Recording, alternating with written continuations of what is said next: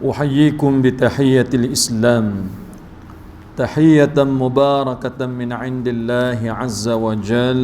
السلام عليكم ورحمة الله وبركاته. الحمد لله الذي رد إلينا روحنا إلى أجسادنا، وفقنا لطاعته ورزقنا من الطيبات، وبلغنا إلى يومنا هذا. من يهده الله فلا مضل له ومن يضلل فلا هادي له.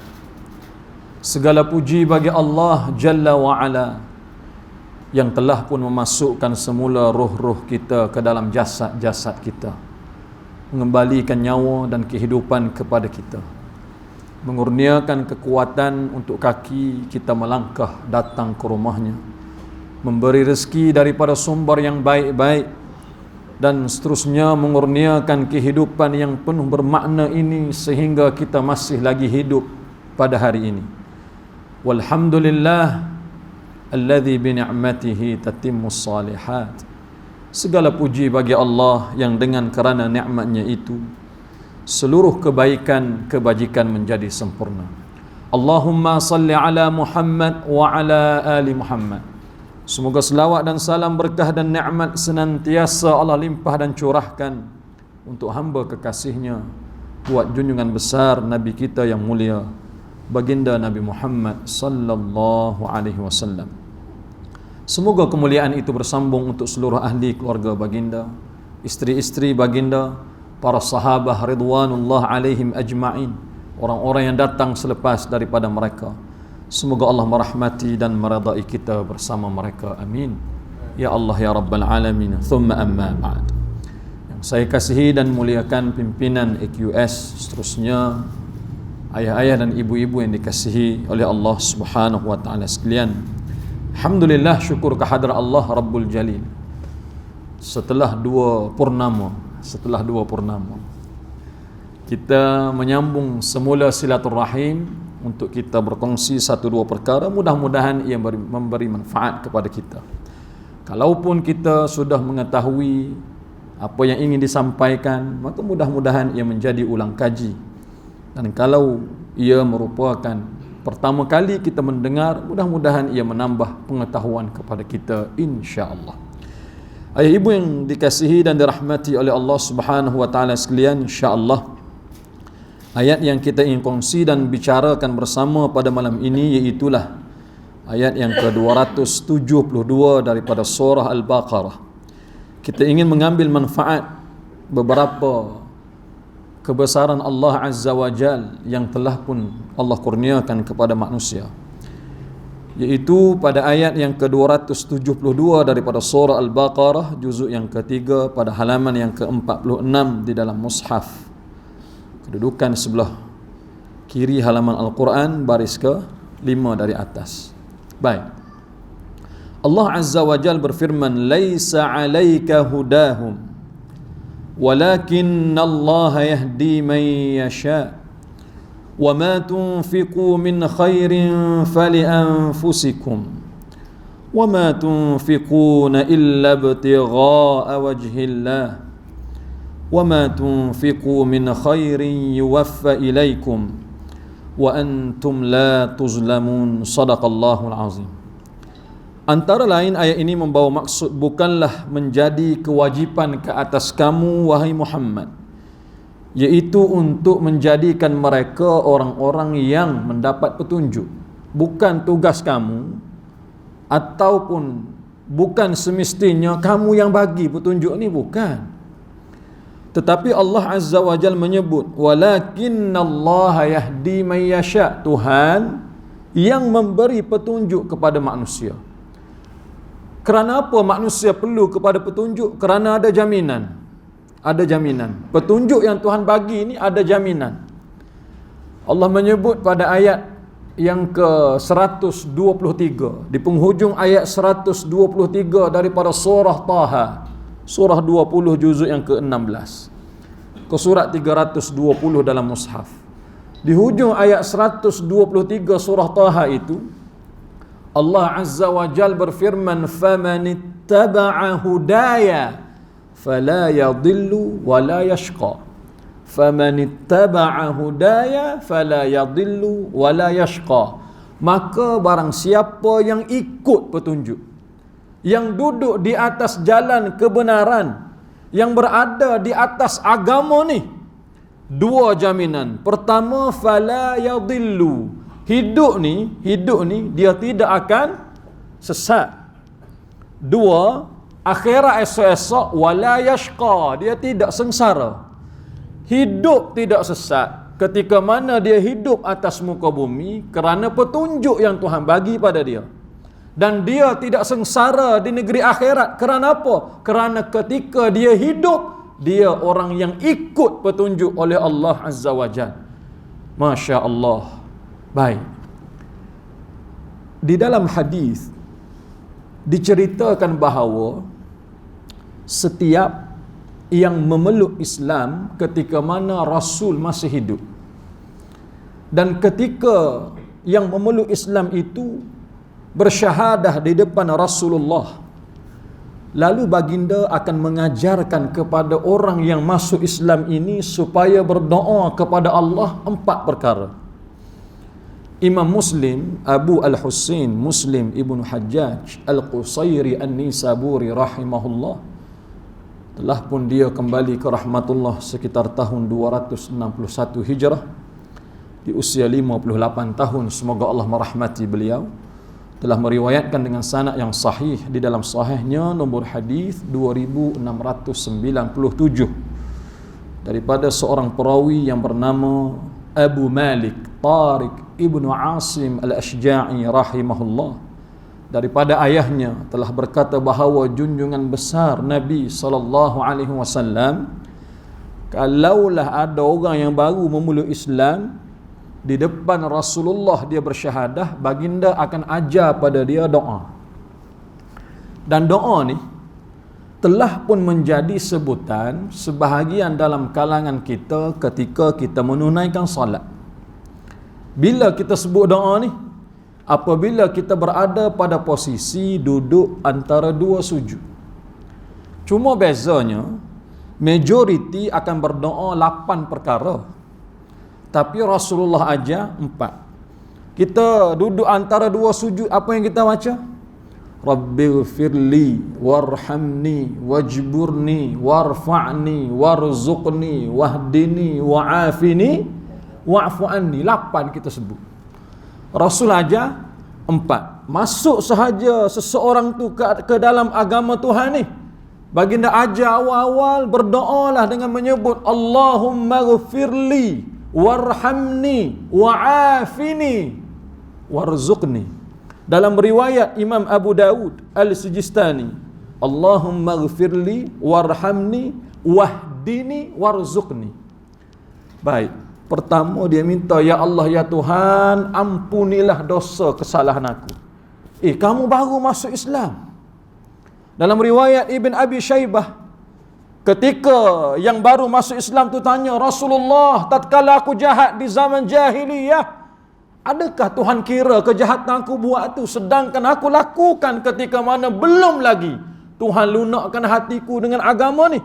Baginda kata, kamu ni ketika bersyahadah bisyahadati haqqin, dengan sebenar-benar penyaksian, kamu ni bersih kayaumin waladathu ummuh, seumpama kamu baru dilahirkan oleh ibu kamu, baru keluar daripada rahim, dosa pun tak ada. Allahu Akbar. Minta pada Allah, Allahumma ghfirli, Tuhan, andai kamu ingin ambil hukuman ke atas aku sebelum daripada ni, ampunkan aku. Warhamni, kasihanilah aku, pandanglah aku dengan pandangan kasih sayang. Wa'afini, kurniakan kepada aku kesihatan tubuh badan yang sehat. Warzuqni, kurnia kepada aku rezeki sehingga aku tidak bergantung hajat pada manusia. Allahu Akbar. Baik, di sebalik ayat tentang hidayah ni, dalam ayat ni ada 2 aspek. Pertama, cerita tentang hidayah, petunjuk. Yang kedua, cerita tentang infak. Baik, ada seorang lelaki yang juga diajarkan doa ini oleh Rasulullah ketika mana dia memeluk Islam. Lelaki ni mungkin kurang kita dengar tentang dia ni, tetapi dia telah menempa sejarah yang cukup panjang di dalam perjalanan dia mencari hidayah, sehingga di mata manusia mustahil Allah bagi petunjuk pada dia. Dengan kejahatan, keegoan yang ada pada diri dia ni, mustahil dia diberi petunjuk. Akhirnya Allah berkuasa ke atas segala-galanya, menyebabkan dia ni memeluk Islam. Dia yang saya maksudkan ni bernama Umair ibnul Wahab ibnu Khalaf al-Jumahi radhiyallahu an. Umair ibnul Wahab ibnu Khalaf al-Jumahi radhiyallahu an. Pada hari dia memeluk Islam, Rasulullah perintah kepada para sahabat untuk menunaikan 3 perkara ke atas lelaki ni. Sebelum kita cerita 3 ni, kita kenal dulu siapa dia dan macam mana dia boleh dikurniakan Allah hidayah. Akhirnya dilunakkan hatinya, dia terima agama ni dan dia menjadi Muslim yang baik. Bahkan dia juga menempa nama yang cukup harum setelah ramai di kalangan manusia, khususnya penduduk Makkah, memeluk Islam di tangan dia. Allahu Akbar. Umair ibnul Wahab al-Jumahi. Kisah yang lengkap telah pun diceritakan oleh Ibnu Hisham di dalam karya masterpiece dia, Sirah Ibnu Hisham. Wallahu a'lam, antara yang menyebut bahawa ia bersih daripada riwayat Israiliyat. Sirah Ibnu Hisham, karya agung ini telah pun dikaryakan oleh seorang lelaki yang bernama Abu Muhammad Abdul Malik Ibnu Hisham Ibnu Ayyub Al-Himyari rahimahullah, dan dia telah kembali ke rahmatullah pada tahun 212 Hijrah. Yang paling kuat menyatakan dia meninggal dunia tahun 212 Hijrah, walaupun ada khilaf, ada kata 217, ada kata 218 dan seumpama, tapi lebih tepat 212 Hijrah dia meninggal dunia. Baik, pada tahun 212 Hijrah dia meninggal dunia. Al-Imam Al-Bukhari baru berusia 17-18 tahun.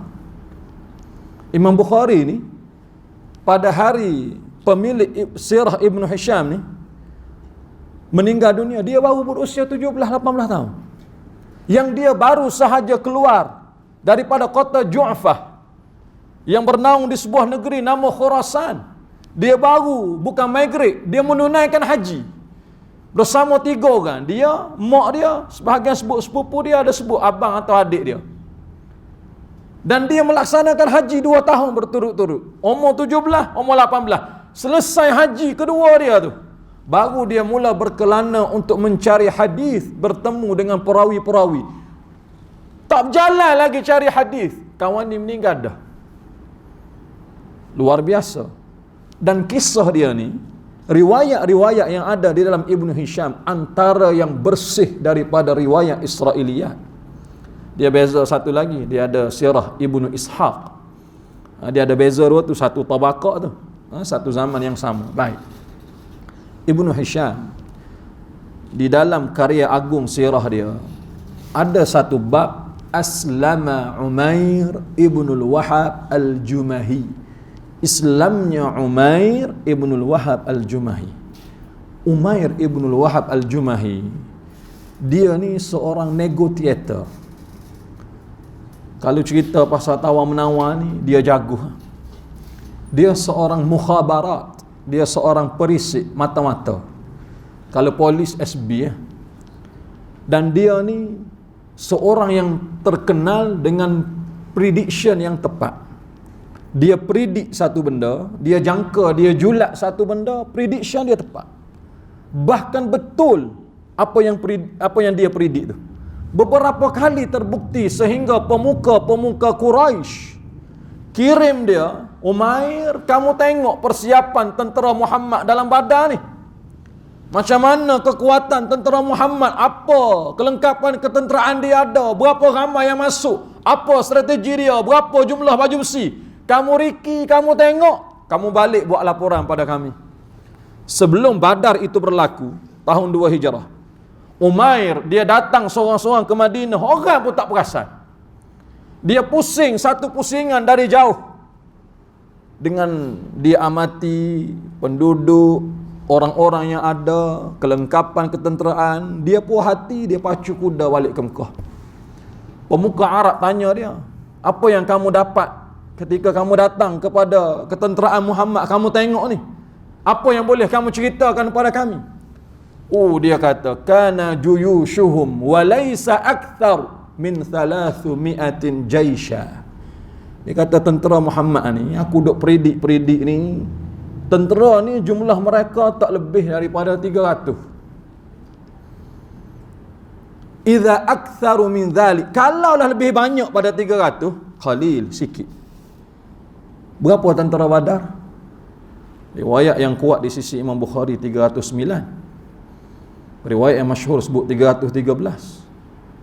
Ibnu Hibban sebut 319. Dalam Sunan Ibnu Majah sebut 317. Dia kata tentera Muhammad ni, Badar ni tak lebih daripada 300. Dan kalau lebih dia kata sikit. 309 lebih tu sikit tak?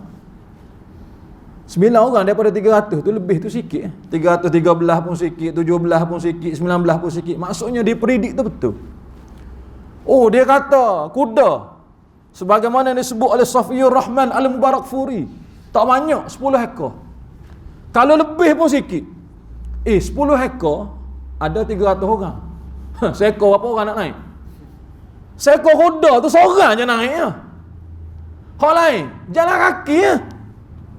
Baju besi. Baju besi ni pun tak cukup. Bahkan hanya beberapa orang saja boleh pakai. Di sini ada riwayat tambahan yang la aslalahu, tidak ada asalnya. Dalam kisah peperangan Badar, antara riwayat yang ziyadah tambah, Allahu alam dari sudut kesahihannya kita tidak menepati piawaian ataupun kita cari siapa yang riwayat tu tidak ada. Dia kata sehingga Rasulullah sewa baju besi ni dengan orang Quraisy. Kita nak pegang dia, kita sewa baju dia. Kalau kita sewa benda, kita kena letak takmin tak, jaminan. Bagi deposit tak. Kalau barang kita sewa tu rosak, calas sebagainya, dia potong deposit tak. Baik, baju besi sah-sah nak masuk dalam perang, jangan lawan saya. Baju besi ni kalau calar ni, hilang deposit. Pelik tu. Ataupun ni sewa, bukan hak sendiri. Lawan orang lain dululah. Mana boleh. Hak ni pelik dah, bercanggah dah. Mana mungkin, walaupun orang kata tak apa, orang Quraisy ni hak dia sewa.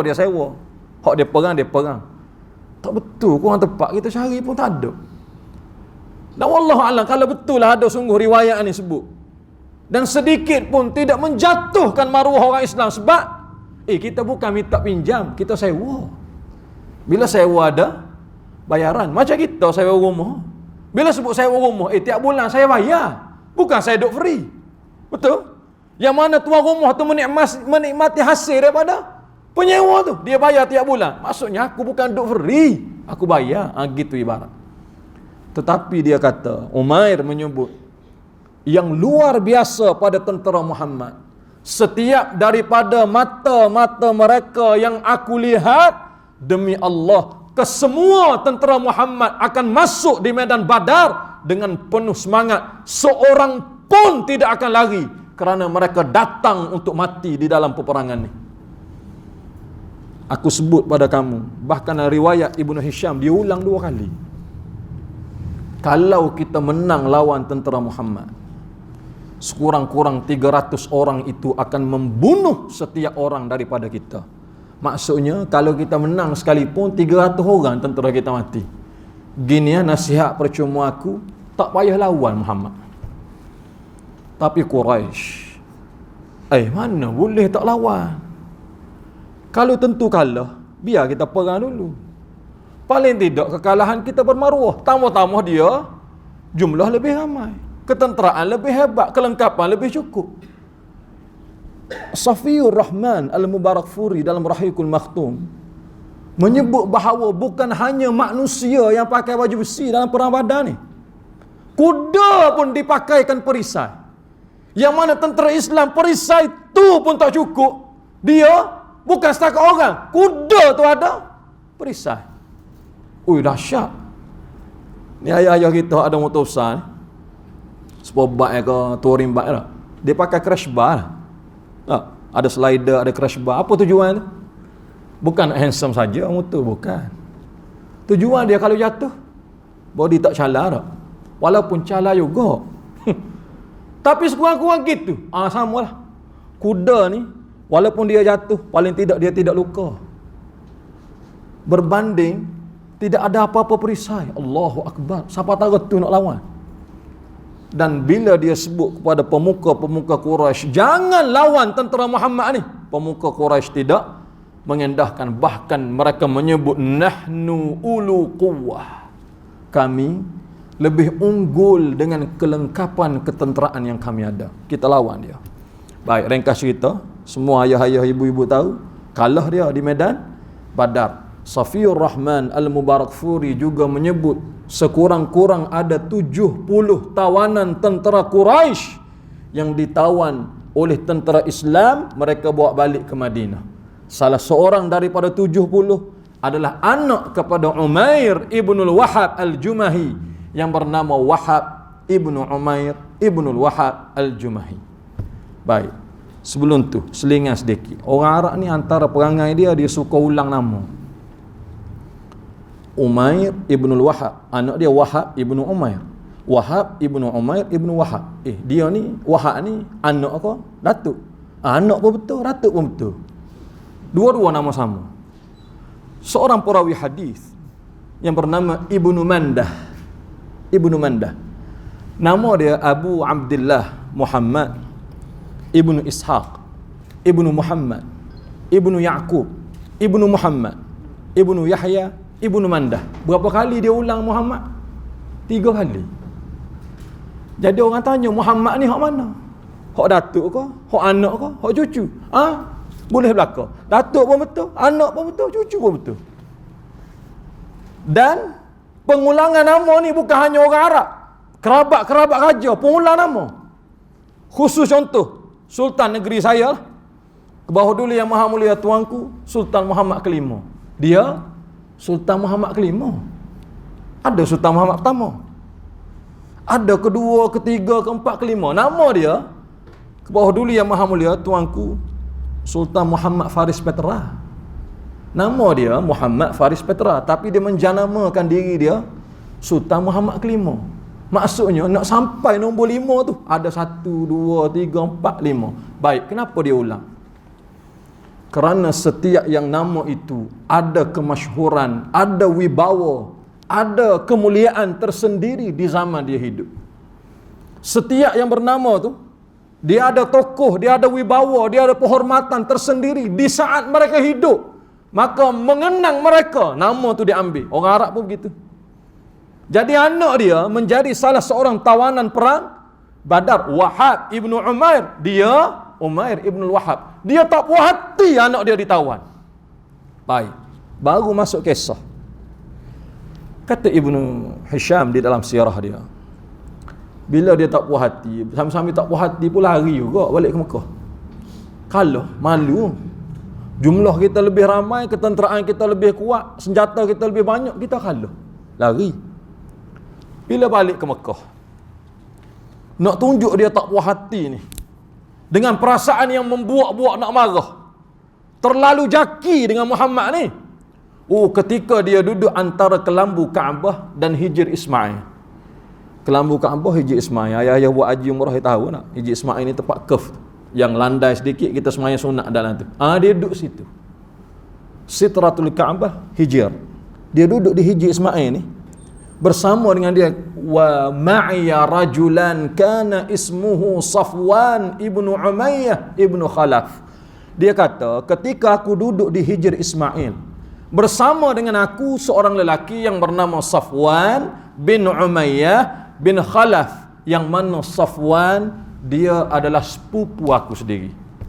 Walaysa ahadan, dan keliling Kaabah tidak ada seorang pun melainkan rajulan, 2 orang sahaja, aku dan Safwan.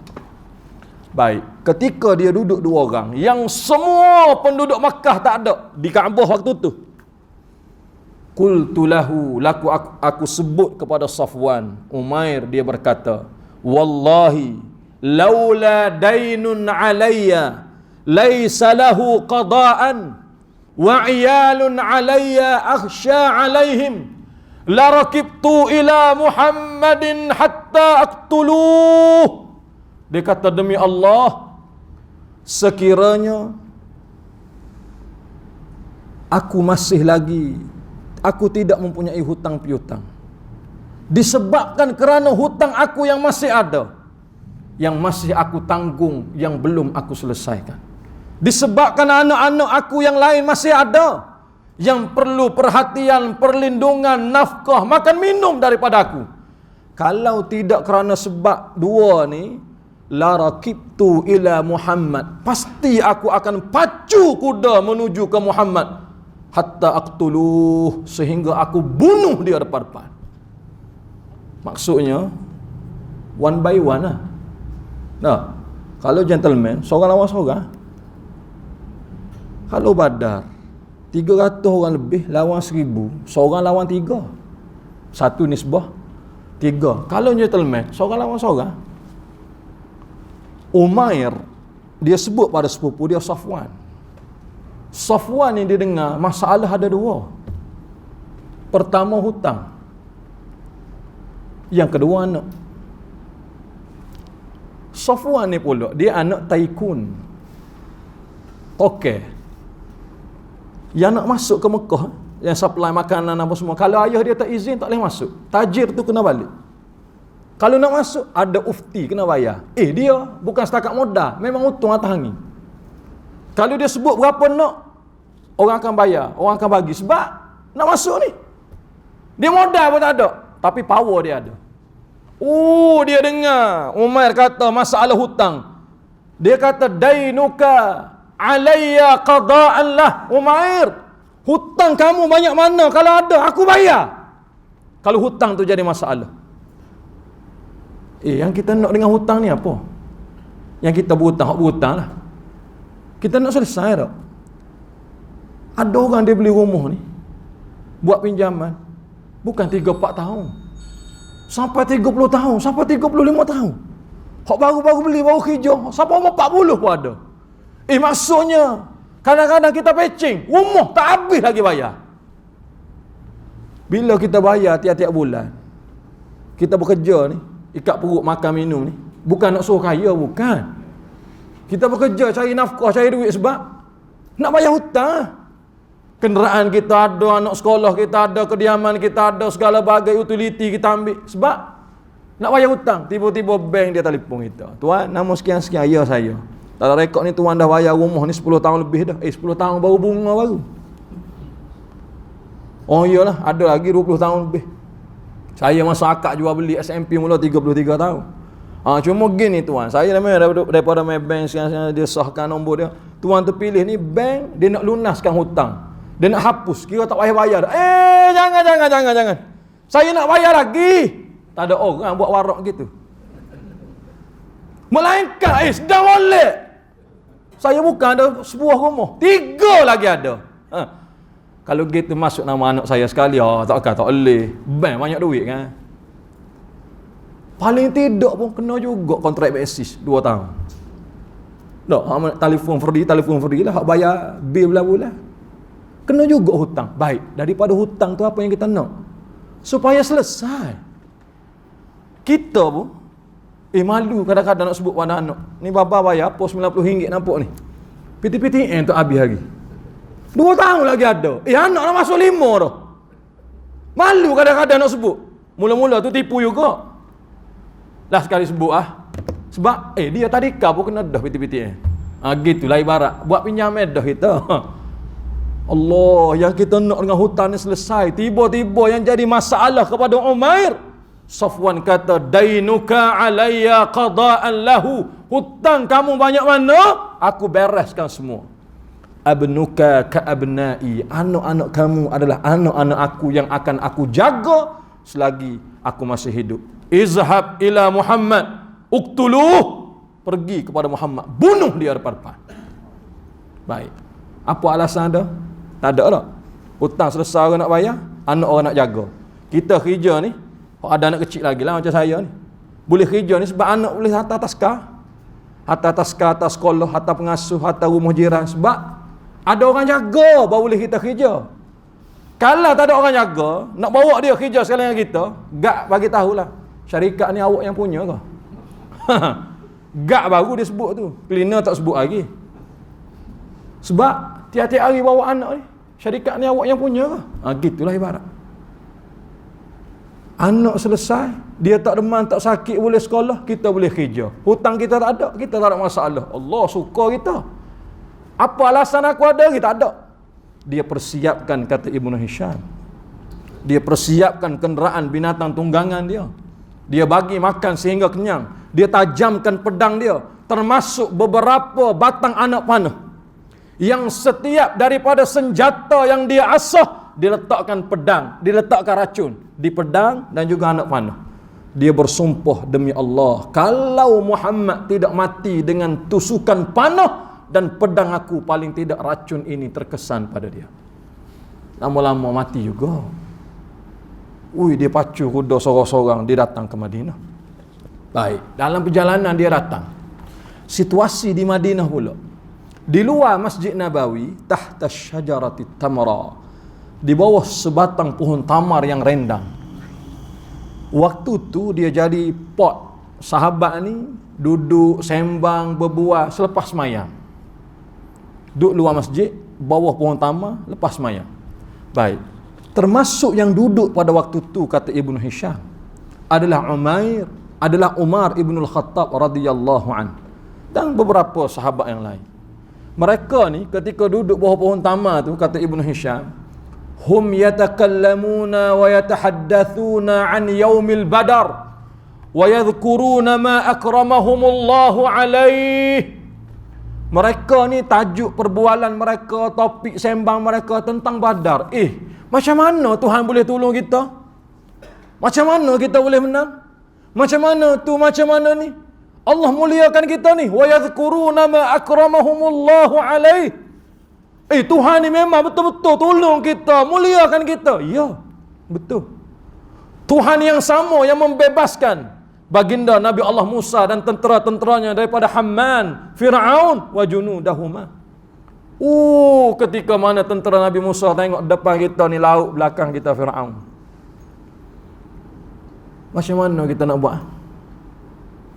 Nak lari, depan laut, belakang Fir'aun. Kita masuk laut, kita mati. Belakang kita, kalau kita undur pun kita mati. Falamma tara al-jam'an, ketika mana masing-masing nampak dah, kelompok ni nampak kelompok ni, Firaun tentera dia nampak tentera baginda Nabi Allah Musa. Qala ashabu Musa inna lamudrakun. Habis dah kita ni. Tentera-tentera baginda Nabi Allah Musa kata, selesai dah kita hari ni. Tamat dah riwayat kita. Mati sini dah buat kita ni. Nak lari mana lagi? Depan laut, belakang tentera Firaun. Qala kalla inna ma'iya rabbi sayahdin. Nabi Musa kata, tidak, Tuhan tidak akan sia-siakan kita. Bersama dengan aku ada Tuhan, dan dia akan tunjuk jalan keluar. Allah Ta'ala sebut apa? Ya Musa idrib bi'asakal bahar. Pukul lautan itu sehingga terbelah. Ibnu Abbas sebut dalam tafsir Ibnu Kathir, sehingga 12 lorong. Allahu Akbar. Siapa yang menyelamatkan baginda Nabi Allah Ibrahim dikala dilempar dalam api? Bahkan baginda Nabi Allah Ibrahim sebut hasbunallah wa ni'mal wakil. Panggil nama Tuhan. Siapa yang menyelamatkan baginda Nabi Allah Yunus ketika berada dalam perut ikan? La ilaha illa anta. Sebut nama Tuhan. Siapa yang menyelamatkan ni? Allah. Macam mana Tuhan boleh selamatkan kita ni? Gitu. Mereka sebut wa yadhkuruna ma akramahumullahu alaihi. Tuhan ni luar biasa, tunggulah Tuhan ni sikit. Nak tunjuk bahawa mereka terlalu gembira, suka, syukur dengan nikmat mereka menang dalam perang tu. Baik. Tengah-tengah duk sembang tu, tiba-tiba Umar, dia perasan ada orang sedang dalam perjalanan menuju ke tempat dia.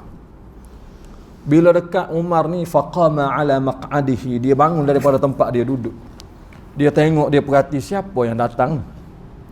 Dekat-dekat sahaja sampai dengan di tempat yang mereka duduk ni, Umar dia perasan yang datang itu Umair ibnul Wahab.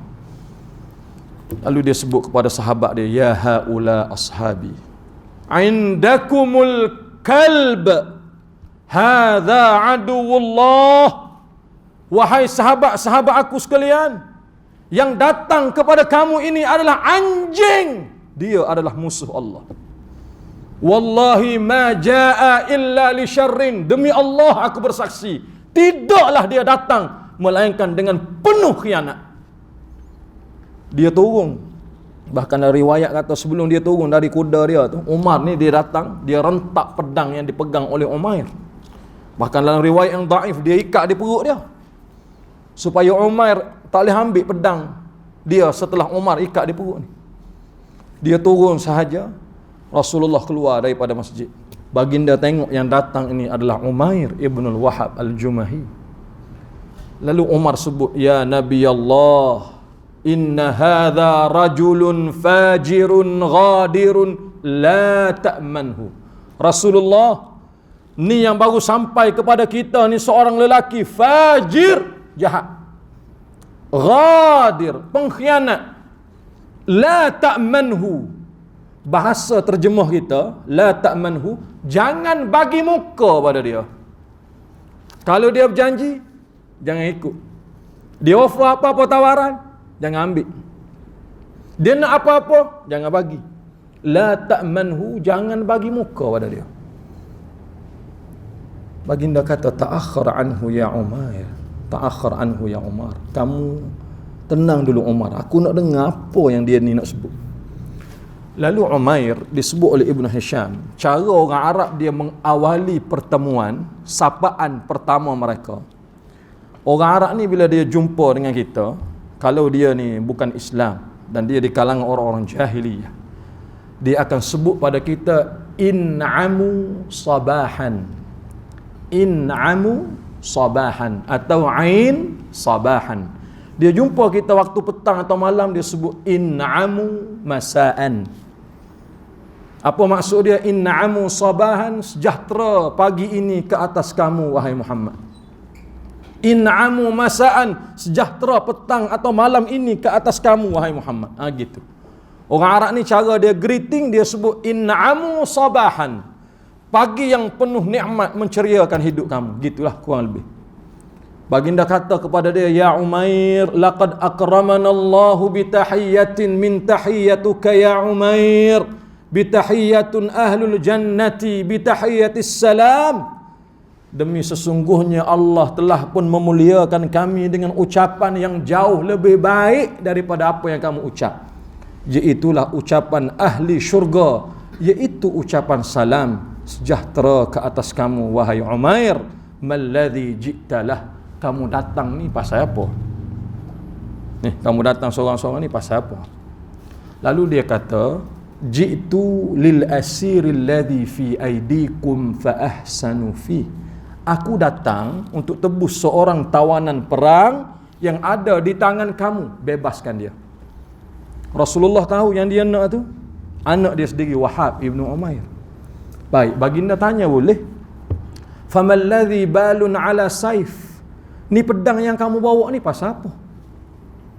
Ni pedang kamu bawa ni pasal apa? Kamu datang nak tebus tawanan perang, kamu bawa pedang. Pedang yang kamu bawa ni pasal apa?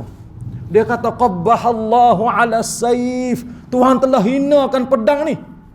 Tuhan telah burukkan pedang ni ketika kami kalah dalam Badar tu. Pedang ni ada ke tak ada, sama. Tak ada mana pun untuk kami. Baginda sebut pada dia, usduqni ya Umair, usduqni, jujur dengan aku, kamu datang pasal apa? Dia kata, qultu kama qultalah, aku sebut dah tadi, aku datang nak tebus tawanan perang lah. Itulah tujuan aku datang ya. Kita nak tebus, ada emas arwah mak kita, gelang emas tak, kita gadai di pajak gadai, biar rakyat ke arwah ni, dia bagi duit kita tak. Dia bagi tempoh masa, berapa lama kita boleh tebus. Kita datang nak tebus, baliklah. Gelang emas arwah mak kita ni. Ketika kita datang semula nak tebus tu, kita bawa apa? Nak datang tebus emas, kita bawa apa? Duit tak? Betul duit? Kalau kita bawa pedang, tokai kedah tu dapat boleh lah. Kamu datang nak tebus, bizahab awil fiddah, bawa emas lah. Bawa perak, baru menang siapa? Bawa pedang, bukan nak tebus. Pedang ni nak berperang. Usduk ni ya Umair, jujur dengan aku. Kamu datang sebab apa? Dia kata, aku datang sebab tawanan perang tu lah. Baik, penutup bagi kisah ni. Baginda tanya dia soalan terakhir. Wa kaifa haluka ma'a Safwan fi amamil Ka'bah? Apa urusan pula kamu dengan Safwan? Bagaimana pula ketika kamu sebut pada sepupu kamu Safwan di saat kamu duduk di depan Kaabah?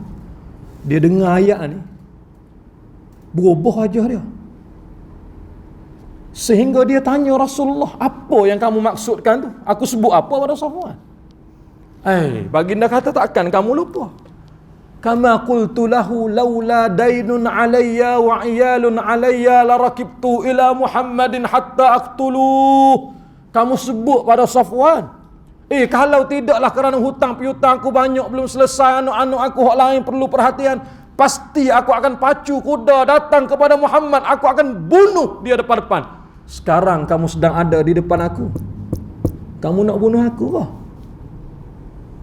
Soalan ni dia dengar tu, akhirnya dia sebut, asyhadu annaka ya Rasulullah, ma balagha alayka illa minal wahyi wa ma nazala alayka illa khabarun minas sama. Muhammad, tidaklah yang menyampaikan kepada kamu cerita ini melainkan ia adalah wahyu, dan tidaklah yang sampai kepada kamu ini melainkan ia khabar dari langit. Ketika aku sebut kepada Safwan, demi Allah tidak ada seorang pun bersama dengan aku yang dengar perkataan ini adalah aku dan Safwan. Tidak ada seorang pun yang dengar selain daripada kami berdua. Maka aku bersaksi, ketika mana kamu sebut persis sebagaimana aku sebut, kamu adalah Rasul utusan Allah. Baik, awal-awal tadi Umar kata apa? Jangan percaya dia kalau sebut apa-apa. Kalau dia berjanji, jangan ikut. Kalau dia bagi apa-apa, jangan ambil. Ibnu Hisham sebut, lelaki ni telah pun bersyahadah bisyahadati haqqin, yang berada di sisi Rasulullah, yang Umar tak nampak, Jibril. Jibril sebut dah pada baginda, dia bersyahadah dengan syahadah yang benar. Allah telah terima penyaksian dia.